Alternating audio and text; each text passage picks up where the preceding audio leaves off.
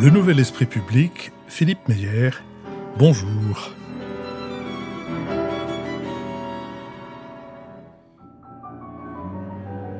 Bonjour, merci de nous avoir rejoints pour ce nouveau Nouvel Esprit Public, au cours duquel nous allons tenter d'éclairer certains aspects de l'actualité. Nous le ferons avec Nicolas Bavrez, essayiste et avocat, Lucille Schmid, vice-présidente de la Fabrique écologique, et Lionel Zinsou, président de la Fondation Terra Nova. Nous sommes partenaires de l'hebdomadaire Le 1, dont le dernier numéro a pour titre « Haro sur la liberté d'expression ». Il est ainsi chapeauté. Dans un pays marqué par une polarisation extrême, chaque camp se fait désormais le champion de la liberté d'expression. À droite, on fulmine contre la censure wokiste et le règne de la pensée unique, à gauche contre les interdictions de parole dans les universités ou les intimidations dans le champ culturel.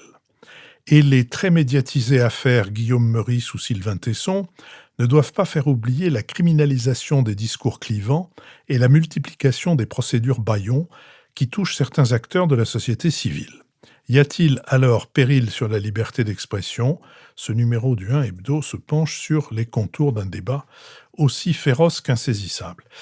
Mercredi prochain, en lieu et place de Bada, nous remettrons en ligne une émission thématique avec Jean-François Merle, qui s'était occupé du dossier calédonien à l'époque de Michel Rocard et qui n'avait pas cessé de le suivre. Une émission qui date du précédent référendum, mais dont nous pensons qu'elle éclairera la compréhension d'une situation que nous allons par ailleurs examiner aujourd'hui, comme nous allons examiner la situation en Ukraine. Il n'y aura pas d'enregistrement public ce mois-ci. Le théâtre de l'école alsacienne retentit des concerts et des représentations théâtrales données par les élèves. Notre prochain enregistrement public aura lieu le dimanche 23 juin. Vous pouvez d'ores et déjà vous inscrire sur notre site. Toutes nos émissions font l'objet d'un compte-rendu analytique, alias compendium, auquel vous pouvez vous abonner gratuitement. Vous le recevrez dans votre boîte aux lettres de courriel chaque mercredi. Enfin, je vous ferai part des résultats de la campagne de financement que j'ai lancée le 7 avril à l'occasion de notre dernière émission en public, le dimanche 23 juin. Mais n'hésitez pas à continuer à contribuer à cette campagne, à collaborer à cette campagne. Et si cela vous est possible, préférez une contribution mensuelle qui nous donne une régularité de financement et une bonne vision de l'état de notre budget à une collaboration ponctuelle. Mais toutes les contributions sont bien reçues et elles sont toutes l'objet d'une défiscalisation à hauteur de 66%.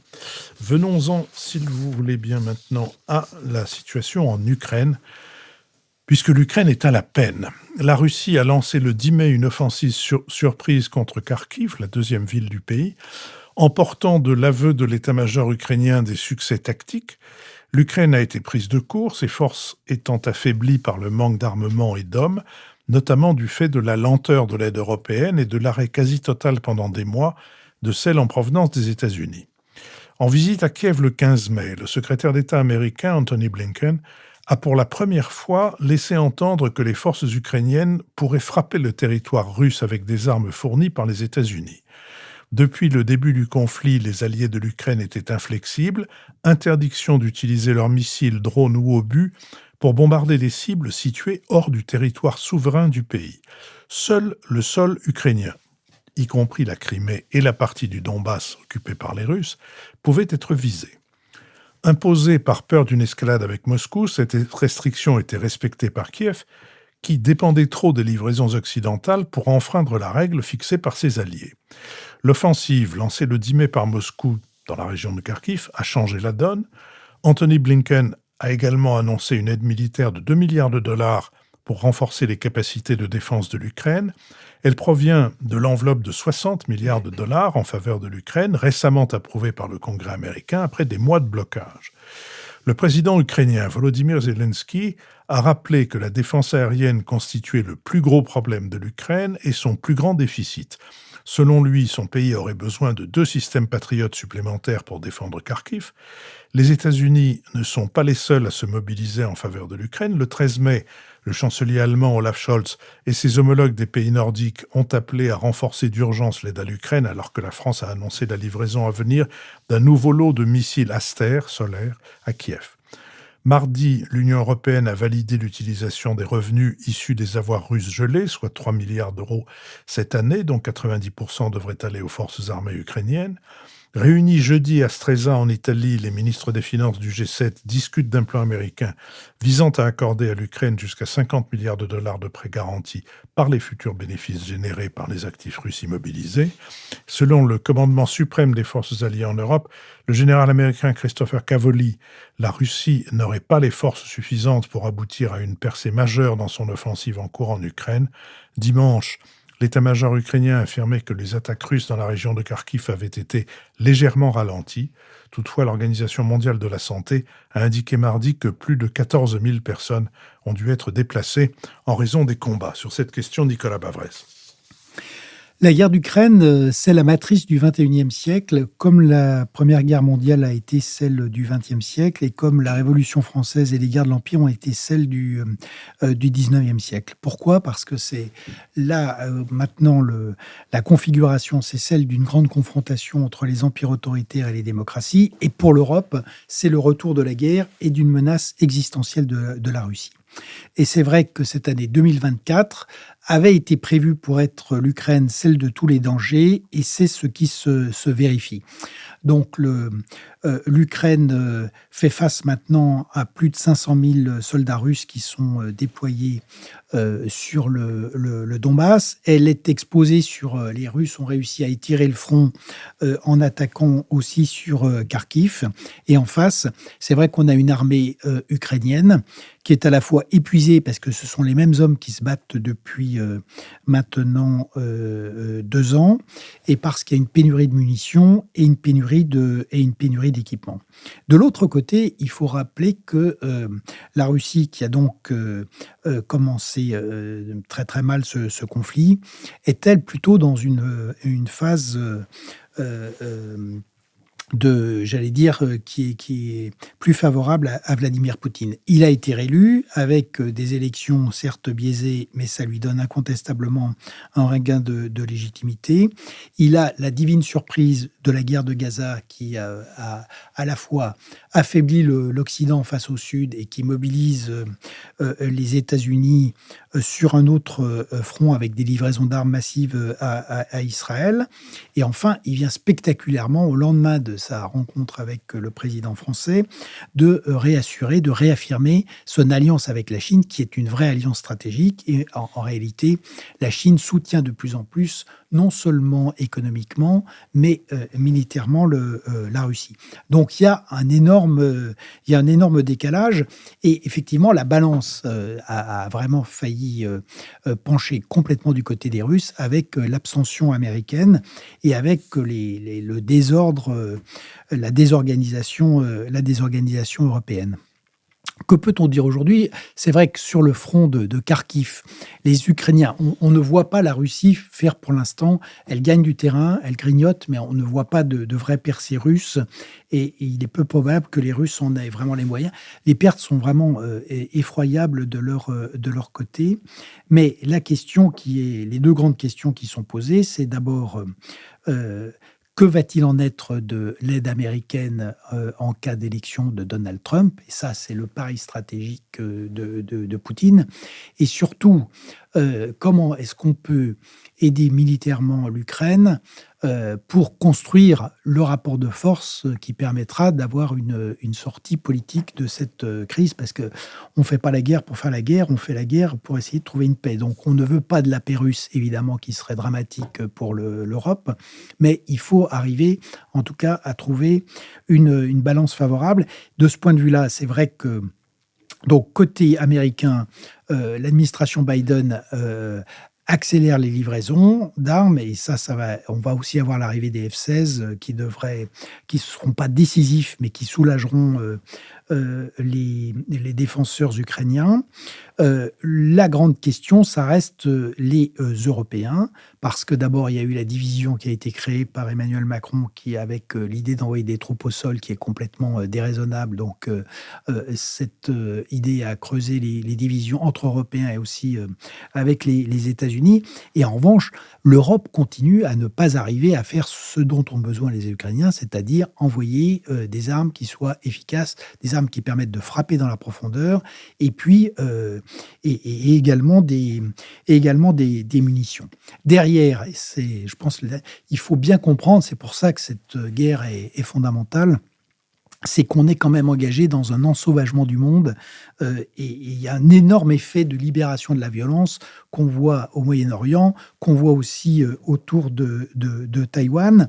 Et ça pose deux vraies questions aux démocraties, une question de stratégie et une question de prise de conscience. La stratégie, ça veut dire savoir comment on endigue ces empires autoritaires sans tomber dans l'escalade, comment est-ce qu'on reconstruit une alliance des démocraties avec trois piliers américains, européens, mais aussi asiatiques. Mais le vrai problème, ça reste ce que Solzhenitsyn avait dénoncé avec le déclin du courage, c'est qu'on n'a pas de vraie conscience, notamment en Europe, de la gravité de la situation et du risque que fait peser Vladimir Poutine. Et finalement, on se retrouve dans ce que disait Raymond Aron en juin 1939. Il disait « Je crois à la victoire des démocraties, à la victoire finale des démocraties, mais à une condition, c'est qu'elles le veuillent. » Et pour l'instant, en tout cas en Europe, il n'y a pas la volonté. Et ça, c'est sûrement le point le plus inquiétant sur le long terme.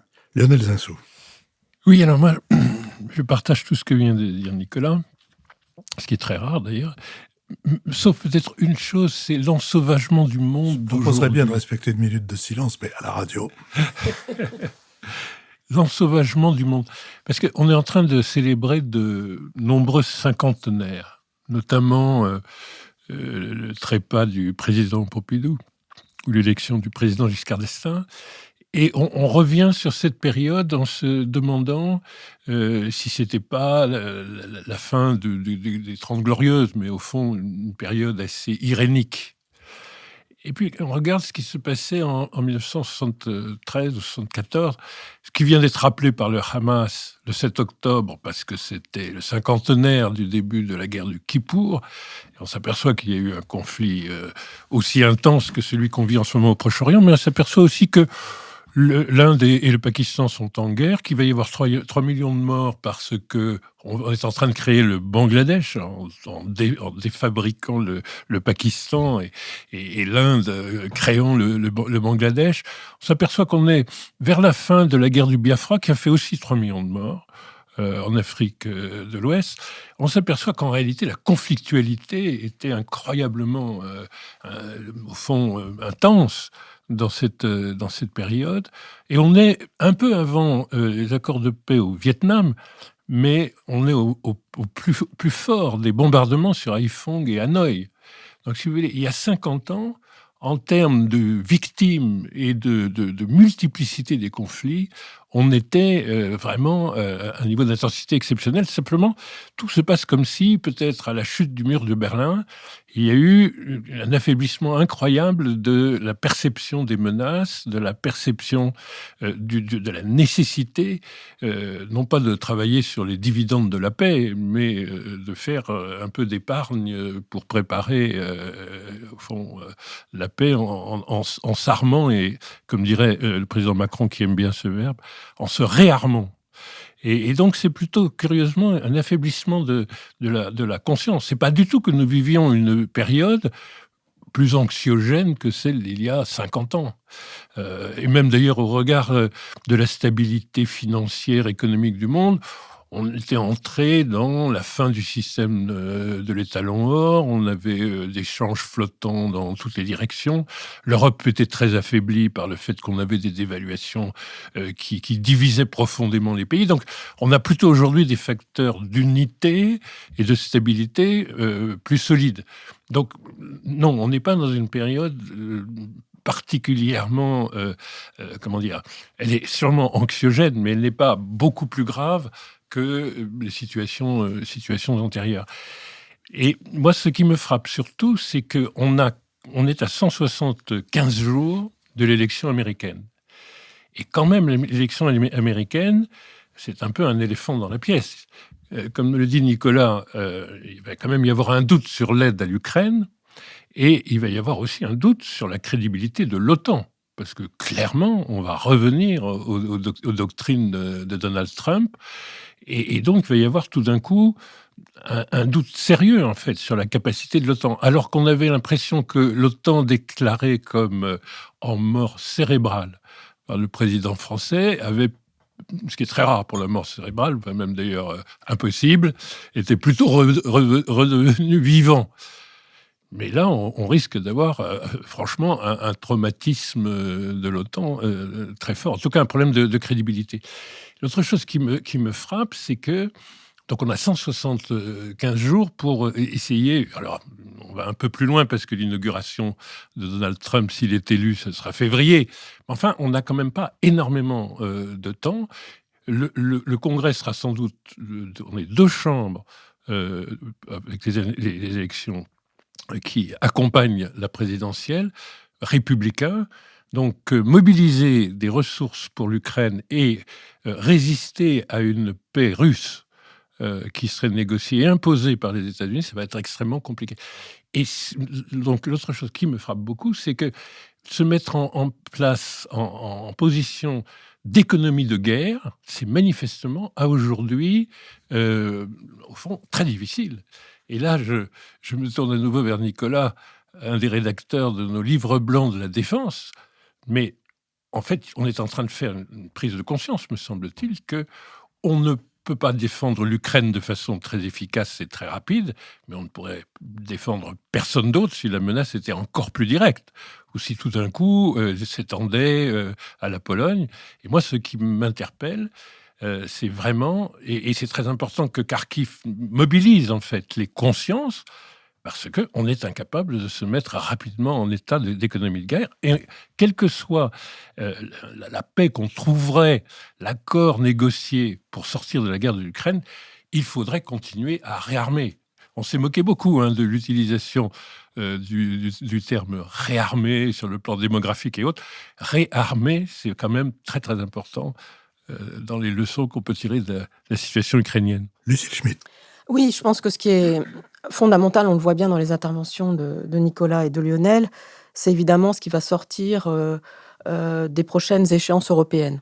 On est à la veille d'un sommet franco-allemand essentiel, central, dans lequel Olaf Scholz et Emmanuel Macron vont beaucoup discuter d'Ukraine. On est aussi à quelques semaines d'un Conseil européen important avant la présidence hongroise de l'Union européenne, et on sait bien que cette présidence hongroise sera un défi par rapport à cette question ukrainienne. Et la question qui est posée à l'Union européenne, c'est évidemment non pas de choisir son camp, mais de choisir son camp de manière opérationnelle et efficace, alors même que ça a été rappelé par l'ensemble d'entre nous. La cyclotimie de la vie politique américaine, elle est devant nous, et au fond, on ne peut plus compter sur les États-Unis pour assurer de manière très stable une garantie de soutien à l'Ukraine. Et quelles sont les options ? Les options qui sont aujourd'hui devant nous, c'est comment est-ce qu'on peut fournir davantage d'armes à l'Ukraine du côté de l'Union européenne. Alors ça, c'est un sujet d'abord qui est posé sur le plan de l'engagement de nouvelles modalités de faire l'Union. C'est important parce que la possibilité, par exemple, d'avoir un grand emprunt européen de l'ordre de 100 milliards d'euros a été discutée, a été mise sur la table avec l'idée qu'on pourrait se servir de cet emprunt pour acheter des armes plus efficacement, notamment aux États-Unis et à la Corée, parce que l'Union européenne, pour l'instant, n'est pas capable d'en produire, de fournir suffisamment rapidement l'Ukraine. Il y a là-dessus une vision allemande, qui est une vision au fond d'acheter, et puis il y a la vision française, qu'on imagine bien, qui est celle au contraire de construire davantage une puissance de production d'armes à l'échelle européenne, et puis évidemment de renforcer la doctrine militaire de l'Union. Et par rapport à ce que disait Lionel Zinsou sur la question du rôle de l'OTAN, c'est important, parce que si l'OTAN effectivement est dans une situation d'incertitude, comment est-ce que, je dirais, le flanc européen de l'OTAN peut suppléer à cette forme d'incertitude ? Ça, c'est une première question. La deuxième sur laquelle je voulais revenir, c'était quand même le fait que Vladimir Poutine, nous disait Nicolas, a été totalement conforté ces dernières semaines. Alors, il y a plusieurs choses. D'abord, Vladimir Poutine a été conforté dans les urnes, mais on sait ce que ça vaut. Ensuite, effectivement, l'offensive qui a été menée sur le sol ukrainien l'a plutôt conforté. Mais dans le même temps, Vladimir Poutine a été aussi, il faut le rappeler, en Chine. Et il a été chercher une sorte de confortement, si je puis dire, par rapport à Xi, avec l'idée que la Chine lui était nécessaire pour, au fond, faire valoir à l'échelle géopolitique l'importance de sa position. Pourquoi ? Parce que le lien avec la Chine est un lien de plus en plus central, consubstantiel pour la Russie, pour des raisons économiques et aussi pour des raisons de place de la Chine par rapport à la géopolitique mondiale. Et au fond, qu'est-ce qui est ressorti de cette rencontre entre les deux dirigeants ? Ce qui est ressorti, c'est que la Chine s'est présentée comme disant il faut trouver une sorte de solution politique et pas une solution militaire, ce que Poutine, de manière assez fictive, a appuyé. Donc on voit bien qu'au fond, Poutine ne se sent pas suffisamment sûr de lui sur le plan militaire et sur le plan du terrain, et qu'il va chercher en Chine une sorte de confortement par rapport à la géopolitique. Alors, il y a un deuxième point par rapport à cette idée de Poutine très fort et complètement à 100%, c'est le fait qu'il vient d'organiser une grande purge par rapport aux différents généraux de l'armée russe, et que les observateurs, les commentateurs, les spécialistes de la vie politique, si je puis dire, russe, disent bien, en fait, dès qu'il y a quelque chose qui renforce l'armée, c'est-à-dire qu'au fond, l'offensive sur le sol ukrainien a plutôt renforcé l'armée, Poutine s'inquiète, parce que lui, il est du côté des services. Et donc, il décapite, d'une certaine manière, cette armée en généraux, en disant ils sont pourris, il y a un vrai sujet de détournement des fonds, etc. On sait bien que l'économie russe fonctionne avec un niveau de corruption très élevé. D'ailleurs, Poutine lui-même y participe très largement. Et donc, on voit bien qu'il y a aujourd'hui des tiraillements au sein même du pouvoir russe, si je puis dire, entre l'armée et Poutine, et évidemment une grande anxiété de Poutine par rapport au fait que le phénomène des milices Wagner puisse se reproduire. Donc moi, je ne sais pas si Poutine est complètement conforté, je laisse la question ouverte, et je pense qu'en tout cas la dépendance de la Russie par rapport à la Chine a été très nettement renforcée ces dernières semaines. Nicolas Bavrez. La question de l'économie de guerre est très importante. Donc, il y a une économie qui a clairement basculé en économie de guerre, c'est évidemment l'économie russe. Donc, la défense représente entre 6 et 8% du PIB aujourd'hui, et les dépenses militaires, c'est plus de 30% du budget de l'État en Russie. Je crois que le changement qui est intervenu, je ne suis pas sûr que ça traduise une faiblesse, c'est la volonté, précisément en nommant un technocrate spécialiste de l'économie à la tête du ministère de la Défense, d'inscrire dans un temps long et structurel cette économie de guerre. La vassalisation face à la Chine, elle est certaine, c'est le prix à payer pour le soutien chinois, parce que les pseudo-plans de paix, en fait, c'est le soutien de la Russie qui explique que maintenant ces provinces ukrainiennes lui appartiennent, et que d'ailleurs elle les réassure avec la menace nucléaire. Sur le réarmement, et c'est le dernier mot, sur la France, là aussi, il y a quand même une énorme ambiguïté, parce que on parle beaucoup de réarmement, mais on ne le fait pas du tout. L'effort de défense français cette année, c'est 1,9% du PIB. Même l'Allemagne fait mieux avec 2% du PIB. Alors certes, avec le fonds spécial qui a été créé, mais c'est vrai que nous ne remplissons pas la norme OTAN aujourd'hui.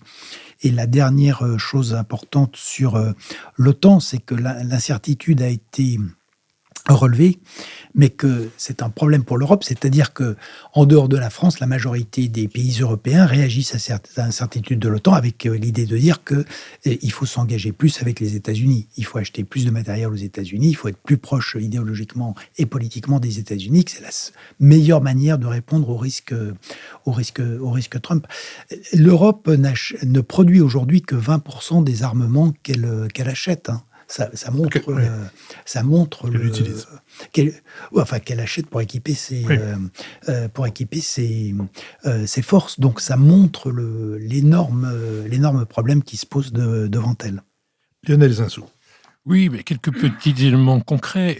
Au fond du fil, 100 milliards d'emprunts sur lesquels on n'arrive pas à se mettre d'accord. C'est pas beaucoup d'argent, hein. Le PIB de l'Union européenne, c'est 18 000 milliards par an.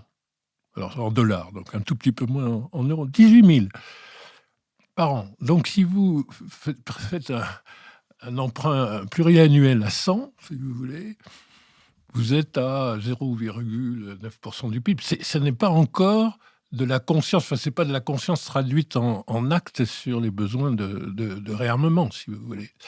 Alors, c'est 10 fois le PIB de la Russie, mais objectivement, pour l'instant, la Russie, qui construit sa croissance là-dessus, parce qu'on est dans une situation particulière où on est plutôt au bord de la récession dans l'Union européenne et en accélération de la croissance russe.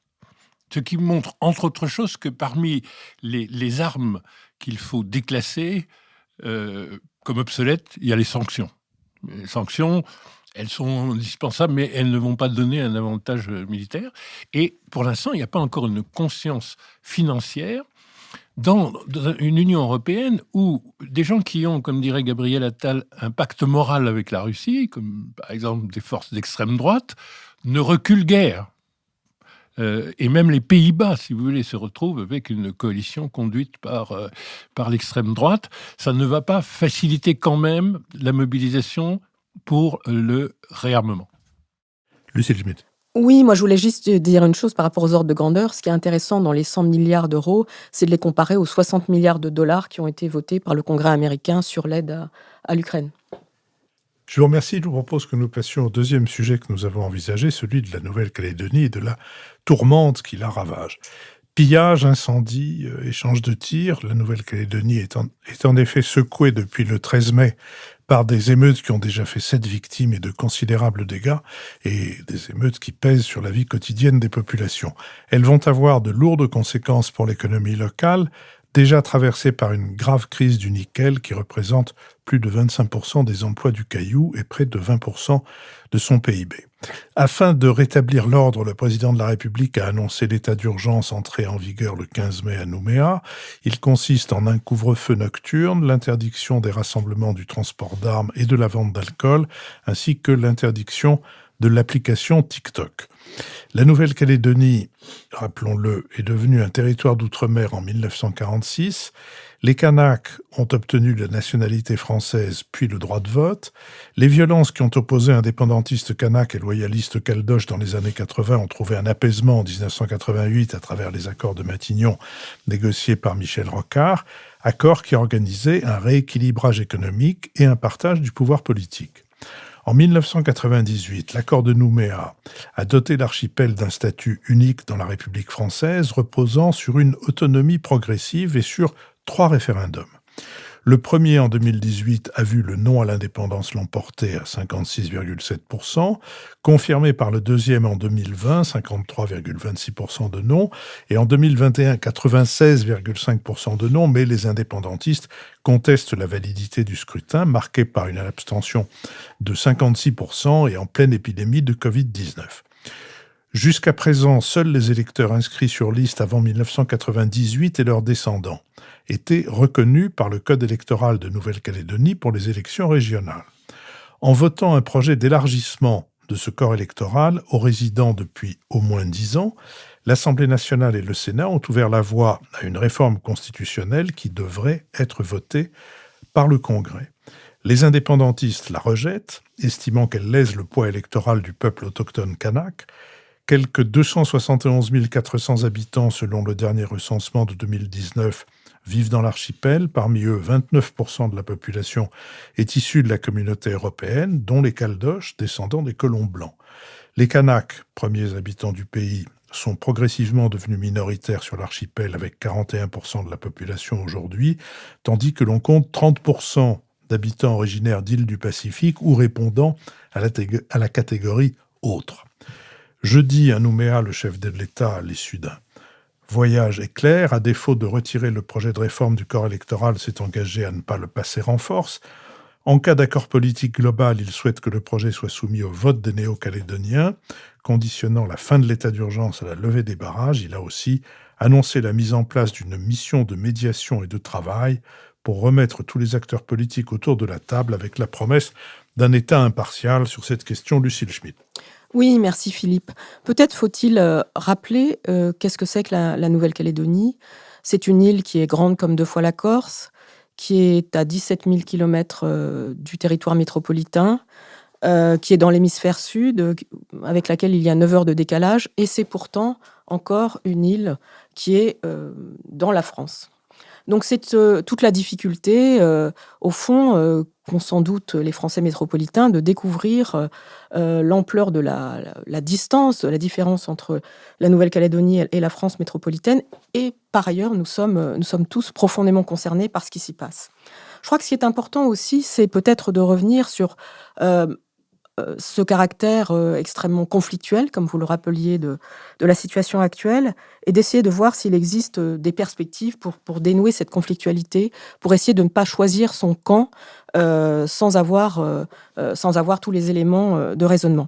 Vous le rappeliez, Philippe, il y a, lorsque la France, lorsque la Nouvelle-Calédonie devient française au XIXe siècle, après avoir été découverte par un navigateur qui n'était pas français, qui est le capitaine Cook, qui a découvert à peu près l'ensemble des territoires de ce Pacifique Sud. C'est une île qui est habitée par des Mélanésiens, par le peuple kanak. Et l'arrivée des Français va se traduire par des épidémies, enfin une grande disparition, une très grande majorité de cette population kanak. Et la Nouvelle-Calédonie va être d'emblée une colonie de peuplement à travers un bagne dans lequel notamment Louise Michel sera déportée. Des Kabyles seront aussi déportés à la suite de révoltes en Algérie. Donc on est dans une situation où d'emblée, ce peuplement originel kanak a été complété, si je puis dire. En tout cas, c'est une île dans laquelle l'idée que le peuple kanak avait des droits, évidemment, n'a pas été vue avant une période assez récente, mais surtout où la question de la proportionnalité entre la population kanak et d'autres populations qui sont arrivées très régulièrement, y compris dans les années 70, qui sont par exemple des Wallisiens, des Polynésiens, des Antillais, des Vietnamiens, lorsque des Vietnamiens sont partis du Vietnam. Donc c'est une île qui est profondément pluriculturelle, avec un peuple qui était là à l'origine et qui a des droits qu'il a notamment fait valoir à l'ONU.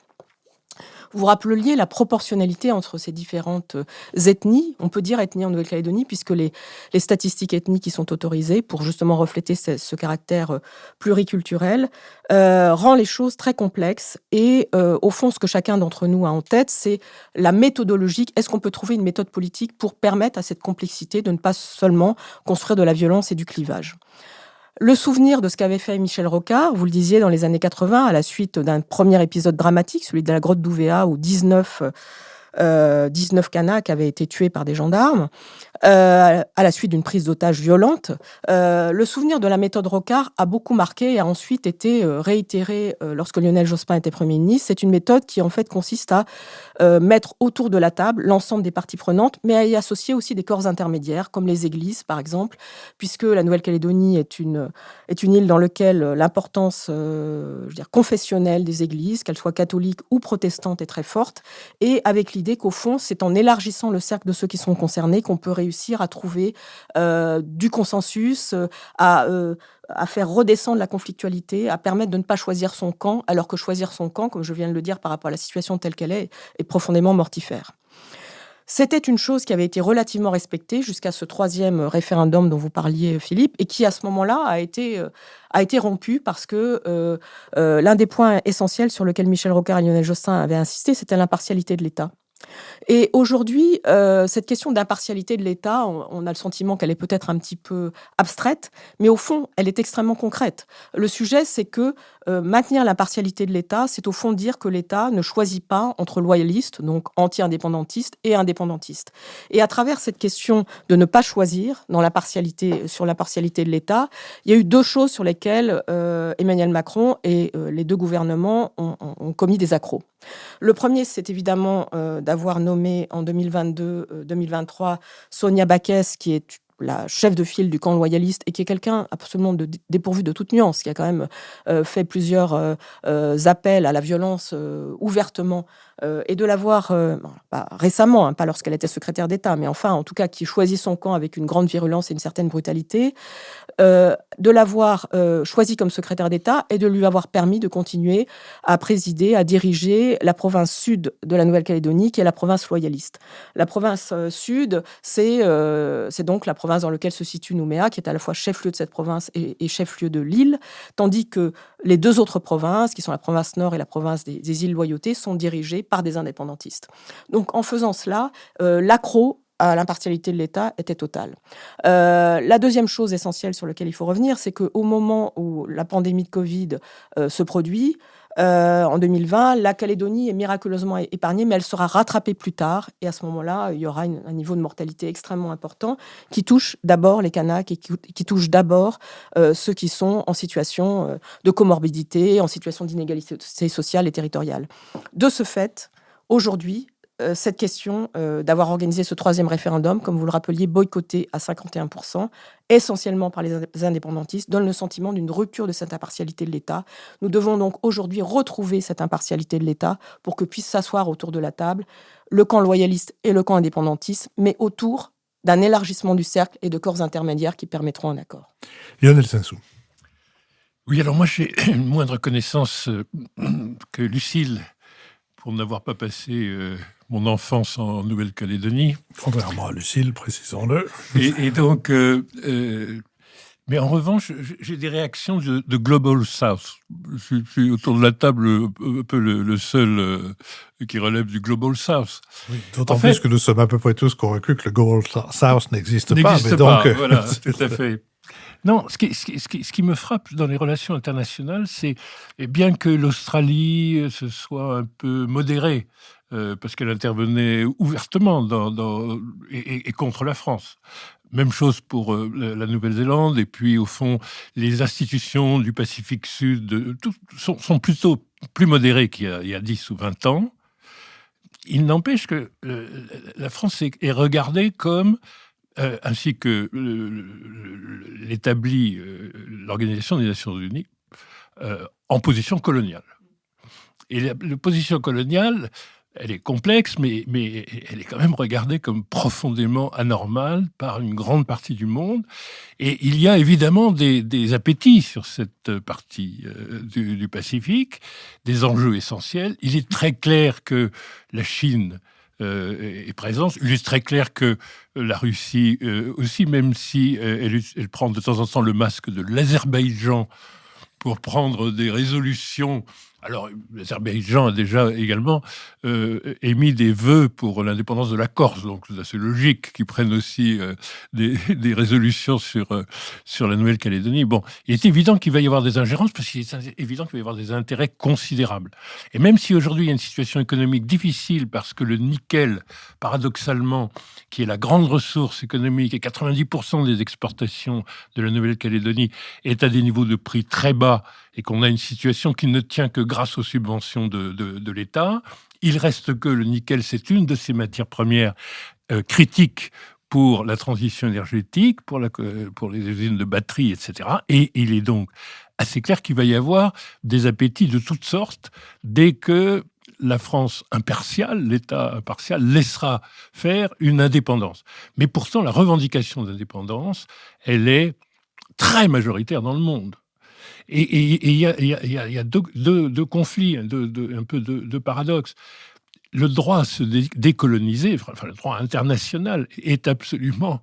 il prévaut de façon extrêmement claire, il n'y a pas de doute là-dessus. Et le droit des peuples à disposer d'eux-mêmes, et sur les peuples, ceux qui sont les peuples premiers, comme on dit en Nouvelle-Calédonie, ont évidemment une préséance, et d'ailleurs ça a été reconnu, et par exception, mais il y a des juristes autour de cette table, mais au fond, l'Assemblée nationale, le Conseil constitutionnel, le Conseil d'État ont tous reconnu qu'on pouvait geler le corps électoral parce que, à l'évidence, faire en sorte que les Kanaks restent durablement minoritaires, en Kanaki, comme on appelle la Nouvelle-Calédonie quand on n'est pas loyaliste, si vous voulez, c'est quelque chose qui a été reconnu comme norme d'exception au droit, parce que le droit des peuples à disposer d'eux-mêmes, il existe. Alors, donc le paradoxe, c'est que c'est évidemment en contradiction avec le fait que tout le monde, y compris des gens qui sont nés en Nouvelle-Calédonie ou qui sont des enfants de gens qui étaient nés en Nouvelle-Calédonie, mais pour des raisons de date, etc., sont exclus. Et donc là, il y a vraiment une contradiction du droit. Mais aux yeux du monde, du reste du monde, je ne parle pas de l'Occident, celui des deux droits qui s'affirment comme le plus important, c'est le droit des peuples à disposer d'eux-mêmes et le fait que l'Organisation des Nations Unies considère que c'est un territoire encore colonisé. La deuxième contradiction, me semble-t-il, c'est que on a une décolonisation qui va se traduire par une régression économique incroyable. Et ça, c'est une situation qu'on connaît évidemment aux Antilles, qu'on connaît d'ailleurs à Mayotte, qui évidemment n'a aucun intérêt à rejoindre la fédération des Comores.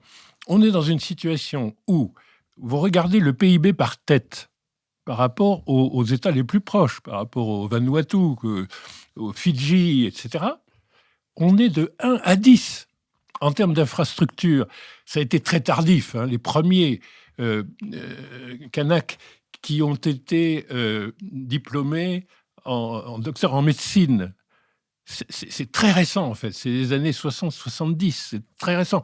Le premier avocat kanak sur plus d'une centaine d'avocats dans le territoire, c'est aussi quelque chose qui a 30 ans. Enfin, donc, entre 1853, qui est une colonisation bien plus précoce que, non pas que l'Algérie, mais que, par exemple, en Afrique de l'Ouest, que je connais mieux, c'est incroyable ce qu'on a mis comme temps, en fait, à réduire des inégalités, à diffuser les valeurs de la civilisation. L'Occident, il lui arrive d'être lent, parfois même oublieux, de ces valeurs qui aujourd'hui sont mises en avant. Non, mais le problème, c'est que le PIB par tête de la Nouvelle-Calédonie, il est égal à celui de la Nouvelle-Zélande, qui est considéré comme un des pays les plus heureux, les plus riches, dans tous les classements très très élevés, et 10 fois celui des pays qui ressemblent le plus, en fait, à la Nouvelle-Calédonie, les archipels indépendants qui sont autour d'elle. Et ça, c'est la même chose que l'indépendantisme dans les Antilles. C'est-à-dire, il est clair que en perdant les soutiens de la puissance publique française, 20% probablement du PIB, et toutes les subventions à l'économie qui n'est pas très compétitive aujourd'hui, notamment sur le nickel, la décolonisation va vouloir dire un effondrement de la condition sociale et économique des peuples concernés. Et alors qu'évidemment, cette contradiction est très difficile à dépasser. Et pour l'instant, il n'y a pas du tout dans l'esprit public français l'idée que on a quand même, un petit peu comme en Amérique latine, tué involontairement 80% de la population mélanésienne. C'est beaucoup quand même dans l'histoire. D'une certaine manière, ça peut s'indemniser un peu. C'est-à-dire, on pourrait considérer qu'une indépendance dans une certaine interdépendance où la France ferait en sorte que l'économie, le modèle économique néo-calédonien, kanak, soit viable, serait aussi un élément de la solution et pas simplement des modifications ou un dialogue et un accord institutionnel. Il y a quand même une dimension économique. La décolonisation ne peut pas être une régression à ce point. Nicolas Bavrez. Le premier point, je crois qu'il faut quand même rappeler, c'est qu'on a affaire à une vraie guerre civile. On a deux communautés, deux peuples qui sont face à face, qui sont armés, qui sont organisés en milices des deux côtés et qui s'affrontent avec un État qui a perdu le contrôle de la situation sécuritaire. Le bilan est quand même impressionnant en une semaine. 7 morts, des centaines de blessés et plus d'1 milliard de dégâts. On parlait de l'économie calédonienne, mais l'économie calédonienne aujourd'hui, elle n'existe plus. Et les services de base, éducation, santé, alimentation, tout ça est interrompu. On a même perdu le contrôle du port et de l'aéroport, puisque l'aéroport est toujours fermé. Donc c'est une situation qui est effectivement très grave. Et c'est une situation qui, effectivement, a une dimension internationale qui est importante. D'abord, il faut rappeler qu'il y a des milliers de touristes australiens et néo-zélandais qui continuent à être bloqués sur place et qu'on n'arrive pas à évacuer puisque l'aéroport est fermé. On a des ingérences étrangères qui ont été rappelées et qui, d'ailleurs, pose un problème sur la suite, puisque c'était le seul territoire de cette région que la Chine ne contrôle pas économiquement. Et il est clair que s'il y a une indépendance, quel que soit, même s'il y a des mesures d'indemnisation qu'on a évoquées, mais la Chine mettra la main sur ce territoire et ce sera un pistolet dressé sur l'Australie et la Nouvelle-Zélande, ce qui explique en réalité la modération des propos de ces pays pour l'instant, parce que la perspective que les Chinois s'installent en Nouvelle-Calédonie, c'est pour le coup quelque chose qui, d'un point de vue stratégique, serait extrêmement gênant pour ces deux démocraties du Pacifique. Et la dernière chose qu'il faut rappeler, c'est que dans la loi de programmation militaire, le président Macron avait imaginé une stratégie indo-pacifique et que la Nouvelle-Calédonie, c'était un peu la clé de cette stratégie indo-pacifique. Donc, voilà pourquoi, et les ingérences étrangères sont bien connues, effectivement. Derrière les groupes soi-disant de Bakou, on trouve évidemment le FSB et la Russie. Et par ailleurs, les Kanaks sont équipés avec des armes qui sont des armes lourdes, des armes à feu à longue distance. Et évidemment, tout ceci n'est pas arrivé tout ceci n'est pas dans le commerce et n'est pas arrivé par hasard en Nouvelle-Calédonie. On peut même rappeler, ce qui est surréaliste, mais ce qui a existé, que l'Iran a envoyé une frégate l'an dernier dans les eaux de la Nouvelle-Calédonie. Donc, c'est vrai qu'il y a derrière un contexte international et tout ce qui a été dit sur le fait que, ce qu'on voit aussi après la guerre de Gaza, donc aujourd'hui, la mémoire de la colonisation, l'impératif de décolonisation a même d'ailleurs pris le pas, éradiqué la mémoire de la Shoah. Donc il est certain que on a, au-delà de la Russie ou de la Chine, une pression du Sud qui est très défavorable. Alors, comment est-ce qu'on en est arrivé là ? Il faut quand même rappeler que tout ceci est vraiment l'entière responsabilité d'Emmanuel Macron. Il a déclaré en Nouvelle-Calédonie pendant son déplacement que ce mouvement d'insurrection était totalement inédit et que personne ne l'avait vu venir, ni par le niveau d'organisation, ni par le niveau de la violence. Donc d'abord, ça n'a rien d'inédit. Il faut quand même rappeler qu'il y a 40 ans, il y a eu... donc ça s'est terminé par Ouvéa, la tragédie d'Ouvéa et les accords de Matignon, mais il y a eu 5 ans, et 5 ans pendant lesquels on ne contrôlait pas une partie importante du territoire. C'était plutôt le nord et les territoires ruraux. Là, c'est l'essentiel des affrontements, c'est à l'intérieur du grand Nouméa. Donc, il est faux de dire que c'est inédit. Et par ailleurs, tout le monde l'a vu venir. Les avertissements ont été multiples. Et donc, l'idée qui a été répandue par un certain nombre de membres du gouvernement que tout allait très bien se passer, qu'il n'y avait aucune difficulté à faire ce passage en force sur le dégel du corps électoral, tous ceux qui connaissent cette île ont dit que ça n'était pas du tout la situation. Et donc, il y a une double erreur. L'erreur politique, c'est le passage en force. Et ensuite, il y a une erreur opérationnelle, c'est que si on veut faire ça, en tout état de cause, on prévoit les forces de sécurité. Parce qu'on sait que pour déployer des équipements ou des forces de sécurité en Nouvelle-Calédonie, pour les hommes, c'est 48 heures de préavis minimum. Et les équipements, ça prend beaucoup plus de temps, surtout si on a perdu le contrôle de l'aéroport entre-temps. Donc, il y a vraiment une suite de fautes. On a rappelé aussi la perte d'impartialité de l'État. Et c'est vrai qu'aujourd'hui, je pense que la situation va être difficile. On a ce nouveau mort après la visite du président qui montre que on n'est pas du tout dans le cadre d'un retour à l'ordre public. Et je pense que malheureusement, la violence risque de s'installer de manière assez permanente. Quelque chose à rappeler quand même, c'est que pendant ces fameuses années de guerre civile, il y a 40 ans, on avait plus de 5000 soldats, gendarmes et policiers qui étaient déployés sur l'île. Et on n'a jamais réussi à contrôler l'ensemble du territoire pendant cette époque-là. Donc aujourd'hui, on a déployé 3000 hommes. Par ailleurs, on va vraiment pas pouvoir faire plus parce qu'il y a le problème des Jeux Olympiques.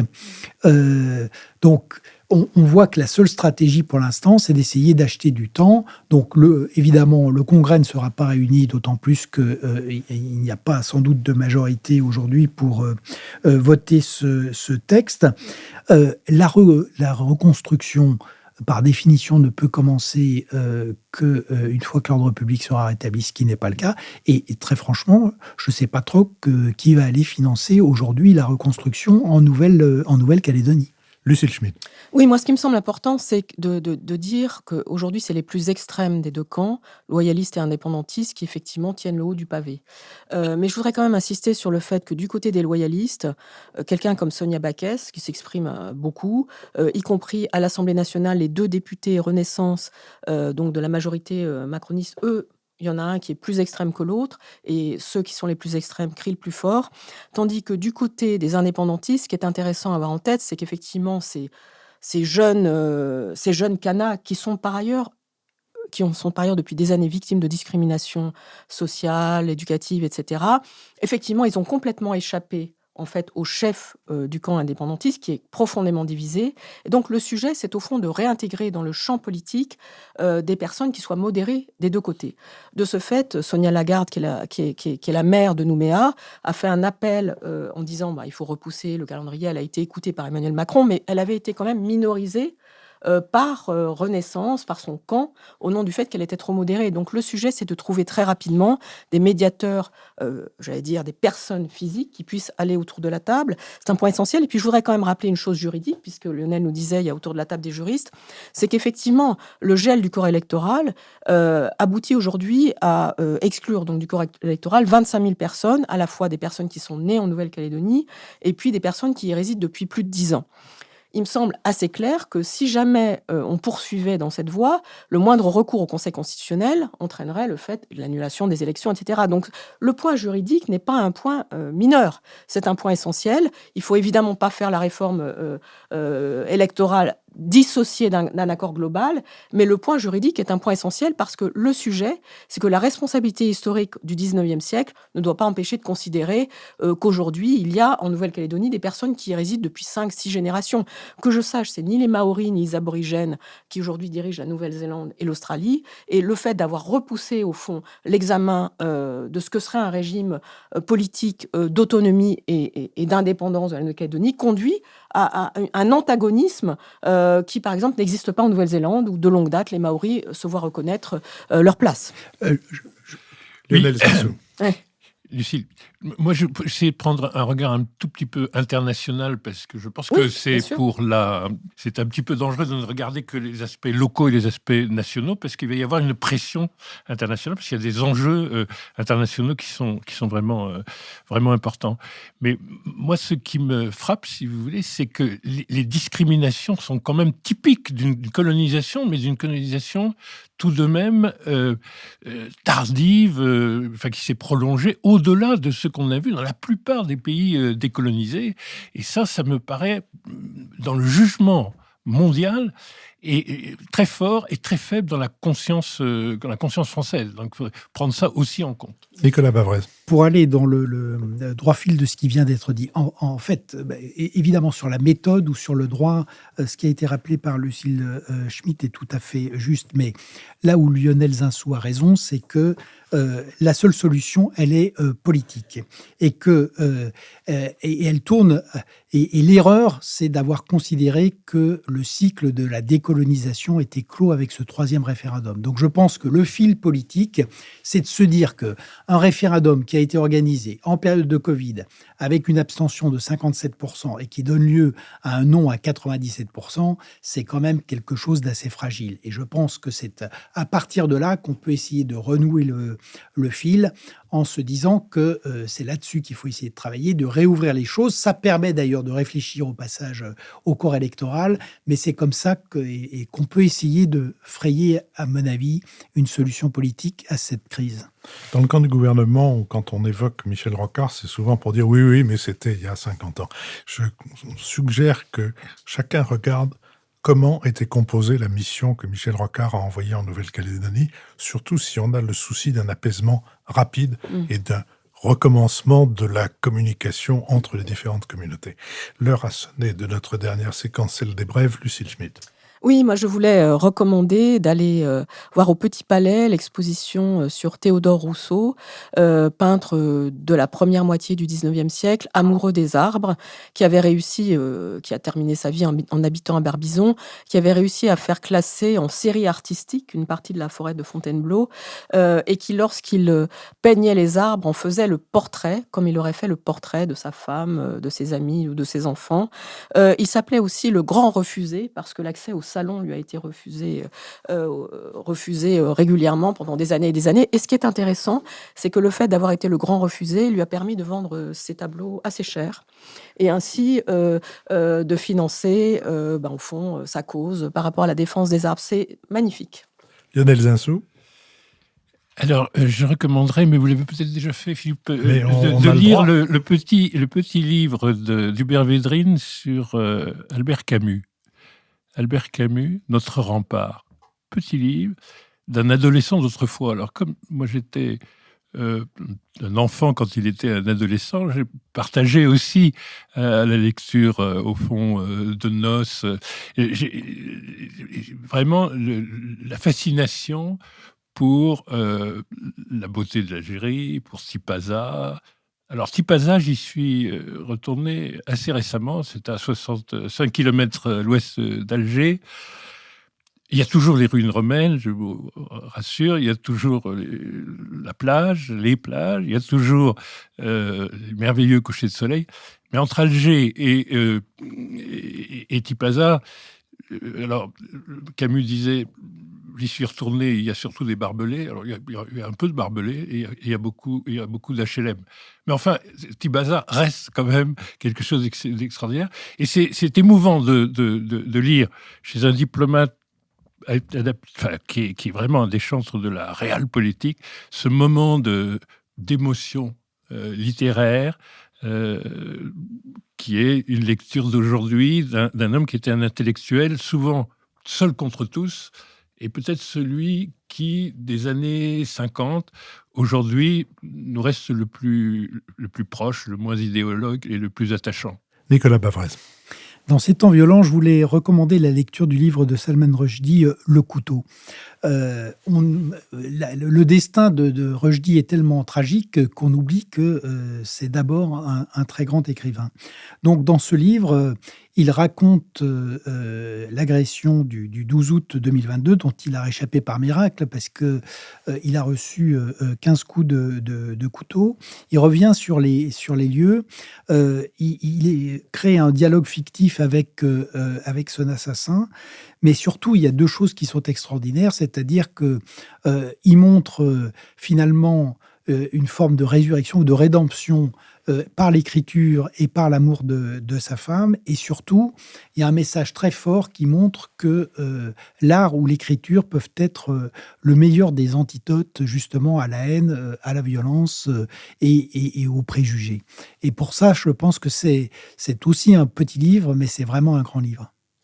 Je vous remercie. Je remercie aussi Sophie Jacquin, avec qui cette émission a été préparée, Benoît Carré, qui va en assurer le compte-rendu analytique, le compendium, Nicolas Tourneau, qui veille à notre site, tandis qu'Olivier Magloire répond à toutes les questions et à toutes les difficultés qui peuvent éventuellement tourner autour des plateformes de financement, Adrien Beccaria, qui a enregistré cette conversation, Julien Neuville et Nouvelles Écoutes qui nous produisent. Je vous donne rendez-vous mercredi pour la remise en ligne de notre précédente émission sur la Nouvelle-Calédonie avec Jean-François Merle et dimanche prochain pour un nouvel Esprit public.